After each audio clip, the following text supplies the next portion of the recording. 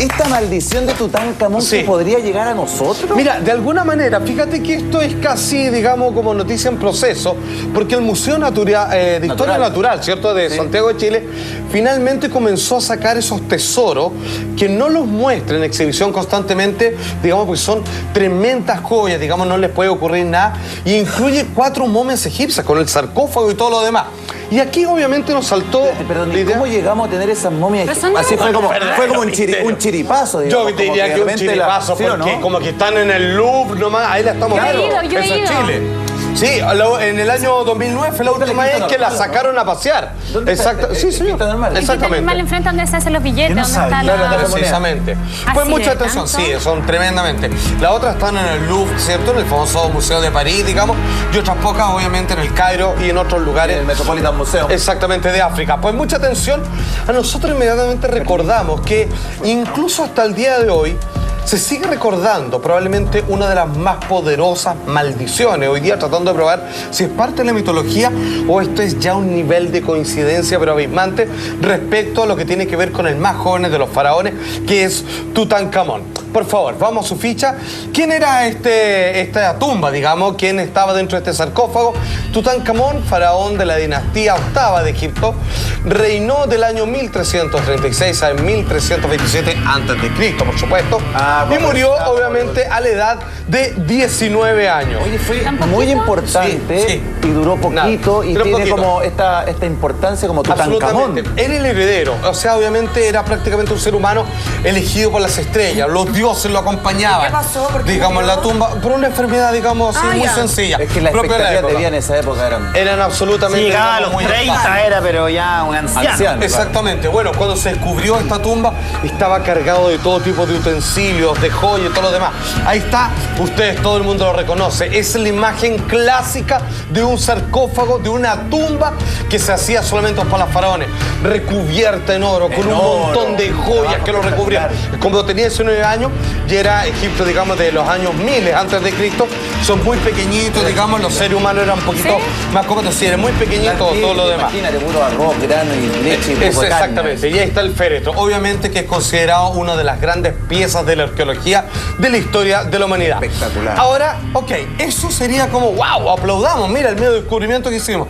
El problema es que esa tumba, ese sarcófago en particular, tiene asociado una maldición que hasta el día de hoy desconcierta, por lo que ha generado una cantidad infinita de documentales, teorías e hipótesis que por mucha lógica que se le trata de arrojar para explicarlo todo, a veces lo racional sencillamente no alcanza. De hecho, la maldición de Tutankamón, en cifras, fíjate, vamos, digamos, los datos fácticos. Obviamente la tumba fue descubierta el 3 de febrero del año 1924. Los muertos en esa primera pasada fueron 21, fíjate. Y dicen que la lista sigue sumando. Atención que esto, hay algunos que dicen, efectivamente, al lado de esta tumba había una inscripción, ¿cierto?, escrito en jeroglífico, y otros dicen que no están tan seguros si esto comenzó a ser parte de la leyenda y del mito urbano, pero aquellos que afirman que había una advertencia para aquellos que profanaran la tumba del faraón Tutankamón, decía: la muerte vendrá con alas ligeras, así como quien dice, de forma sutil pero rápida, al que se atreva a violar esta tumba.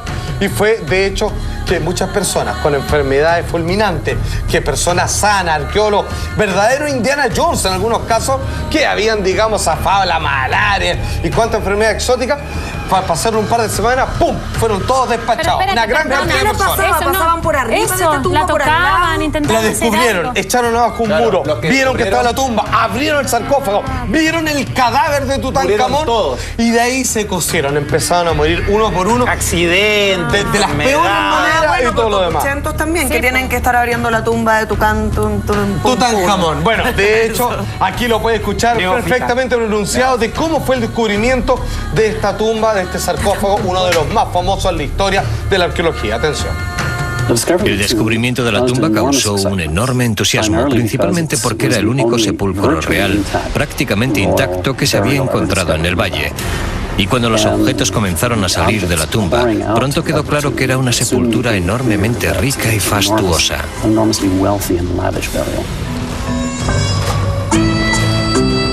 El corredor de entrada a la tumba llegaba solo hasta 4 pequeñas cámaras, pero estaban llenas de tesoros. estatuas de oro, grandiosos sofás con animales a cada lado, incluso carros de guerra desarmados y cubiertos de oro. Tardarían años en catalogar y conservarlo todo. El 17 de febrero de 1923, el equipo entró formalmente en la cámara mortuoria para revelar un magnífico sepulcro. Un féretro de oro macizo en el que posteriormente encontrarían el dinero de Tutankamón. Bueno, ahí como vieron, con pala y picota, sin el menor respeto, viendo cómo aparecían distintas cámaras, digamos, dentro de estos lugares. Perdón, pero la de repente autoridad... se dan cuenta que hay oro, de repente un sarcófago y viejo con picote y todo abriendo, sin ningún respeto. Este fue un trabajo que se hizo con las autoridades egipcias, No, me por imagino, supuesto. de la época. Obviamente, con los debidos permisos y todo Claro. lo demás, en calidad de arqueólogos, donde varias, digamos, varios países los financian, pero finalmente se metieron donde no les Pero correspondía. querían robar, querían hacer Era un algo. descubrimiento arqueológico fidedigno, en donde claramente por ahí alguna joya cae en algún bolsillo y Ya. todo lo demás, pero finalmente la advertencia era que estaba descansando en un viaje de paz eterna el faraón y nadie puede venir a molestarlo. Esa muralla jamás debió ser derribada, jamás debieron abrir el sarcófago y así cuando comenzaron a morir. El primero de ellos... ¿Pero mueren de qué? ¿De algo improviso? Aquí lo vamos a ver. Lord Carnarvon, Le cayó, que fue no sé. el hombre que estuvo presente, digamos, en la exhumación, digamos, después de que estuvo de miles de años enterrado. Fíjense que él fue el que puso toda la plata y que quiso, yo quiero estar presente en todas las excavaciones, los descubrimientos que yo estoy financiando. Fue la primera víctima. El que, de alguna manera, avivó la cueca para que se hiciera todo esto, fue el primero en caer y de la peor manera. De ahí es cuando todos dijeron, wow, ¿es esto una maldición? Y cuando empezaron a caer todo alrededor, viejo, que Dios te pille confesado. Esto le pasó a Lord Carnarvon. Los medios de comunicación se habían volcado en la tumba debido al oro y al misterio del joven faraón, el rey niño. Y tan pronto murió Carnarvon, los medios de comunicación cambiaron de marcha y lo vieron como el resultado directo de una maldición sobre la tumba, como el castigo de los faraones sobre Lord Carnarvon. Le da un aire romántico a la historia el hecho de que supuestamente la noche que falleció Lord Carnarvon se apagaran todas las luces del Cairo y que su perro empezara a gemir y se cayera muerto. Y hubo un montón de cosas misteriosas que ocurrieron en relación a su muerte. Aquello fue el principio de esta horrible maldición contra cualquiera que hubiera trabajado en la tumba. Bueno, finalmente ella, con los pies en la tierra, dice, bueno, yo, digamos, soy una científica, soy experta en estas materias de arqueología y todo demás. Yo no puedo hablar de una maldición, pero, wow, debo reconocer al menos que la noche en que el gran financista, descubridor de la tumba y el que sacaba la foto al lado, poco menos que la momia, así como, mira el descubrimiento que hicimos. No, porque era un poco así, era celebrando. Se llevó un dedo de souvenir Mira, casi. Exacto, el tipo, digamos, hacen el descubrimiento, van, digamos, a los aposentos donde estaban arrendando en el Cairo, viejo, Claro. estaban, digamos, en la cresta de la ola, aparecían en los diarios de todo el mundo, y de repente, ¡pah!, se apaga la luz en toda la ciudad. Un apagón. No lo explica más, un apagón. El perro se pone a ladrar, que lo acompañaba y le dio un paro cardíaco al perro. Exacto, y al rato le viene una infección fulminante a este hombre que se de la tocó nada. y se murió. Fue el primero en despacharse y lo eligió. Que ojo, fue el primero en la fila porque fue, digamos, el que patentó el financiamiento, digamos, para hacer estas excavaciones. El que dijo, yo me consigo los permisos y yo pongo la plata, pero a por esa tumba y mostrémosle a todo el mundo lo que es y ábrela nomás y mostremos el cadáver de este pequeño faraón de 19 años. Por ambicioso. Atención, que no fue el único. Aquí se explica que estas son las 21 ¿Ves? ¿Por qué sale eso tan...? famosas muertes asociadas al sarcófago en cuestión. ¿Qué me preguntaba? víctimas. Que eso que se ve adentro no es el cuerpo. No el cuerpo. El cuerpo lo vamos a ver un poco más adelante. Atención, otras víctimas fatales, 21 se contabilizan en la primera línea de aquellos que participaron. En el círculo más cercano. Sí, señor, y en el tiempo no se ha detenido, dicen, mira. 6 meses después de haber fallecido Carnarvon, su hermanastro Aubrey murió debido a una infección tras una operación quirúrgica de poca importancia. Arthur Mace, un ayudante próximo a Carter, tuvo que dejar de trabajar debido a su mala salud. Murió de pleuresía antes de que la tumba hubiese sido despejada. En 1926, un egiptólogo francés, Georges Bendy, se cayó durante una visita a la tumba y falleció poco después. Un príncipe egipcio murió a tiros después de haber visto el descubrimiento. El egiptólogo James Henry Breasted falleció de una infección bacterial. El magnate de los ferrocarriles americanos George J. Gould pilló un resfriado en la tumba y murió de neumonía. El secretario personal de Howard Carter, Richard Bethel, falleció de un infarto. Poco después, el padre de Bethel escribió una nota diciendo que no podía soportar más horrores.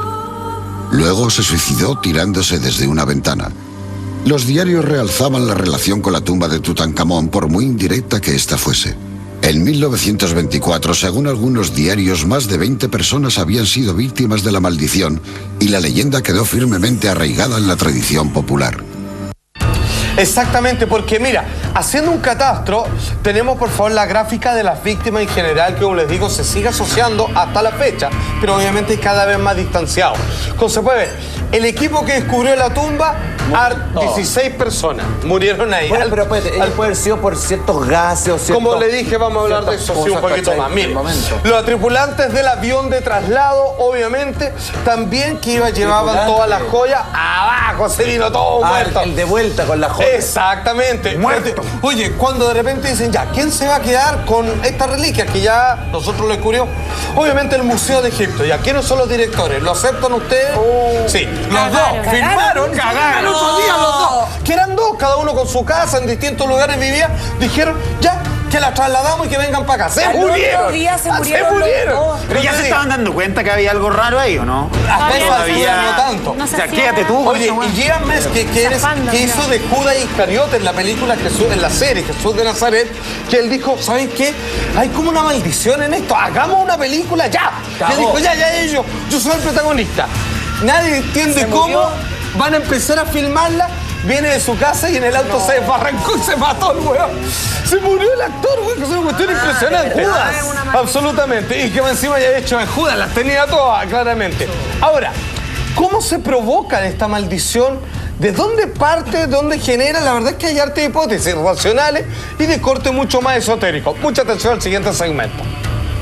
Tenía que haber una relación con el momento en el que estuvieron expuestos. De lo contrario, si visitar la tumba disparaba la maldición de la momia, afectaría a todos los que la visitaron desde los años 20 hasta la actualidad, evidentemente. Lo más probable, si había un espíritu malévolo o un agente infeccioso o un agente tóxico, es que estuviera relacionado con el hecho de abrir la tumba o de abrir el ataúd del sarcófago o de examinar la momia, ya que entonces estarían expuestos a la maldición. Bueno, él pone un punto, digamos, que es de los máximos raciocinios, que es cuando dice, si yo tuviera que creer que hay una maldición, tendría que haber afectado a todos por igual. O sea, afectó a un gran número de personas que de forma inmediata murieron por distintas razones sospechosas. Y todas fulminantes. Claro, pero no todos. Entonces, ¿por qué no todos? La maldición eligió a algunos. O sea, hay gente que se metió ahí también y que no le pasó absolutamente nada. Hasta el día de hoy, digamos, hay algunos, digamos, que pueden ver la tumba del faraón en el museo. Hay otras personas, digamos, que siguieron trabajando en la obra arqueológica para limpiar los restos y no les pasó nada. ¿Dónde está Tutankamón hoy? Creo que, si no me equivoco, creo que está en el Louvre, fíjate. Pero creo que se mueve entre eso y, obviamente, el museo en Egipto, en el Cairo, creo que precisamente, en realidad. Pues bien, ahora aquí viene la pregunta, que ustedes un poco más o menos lo estaban planteando. ¿Cuál sería entonces, ya, si es que descartamos la idea de que hubo una maldición, ¿había un sistema de protección pensado ya en aquella época o fue derechamente una casualidad que terminó matando a personas muy específicas y por ciertas condiciones que al final tenían que ver con ser los próceres de llevar y obviamente de abrir la tumba de este faraón? ¿Cuáles serían esas razones? ¿Cuáles son las hipótesis más aceptadas? Usted me espera un tanto así y yo se la cuento.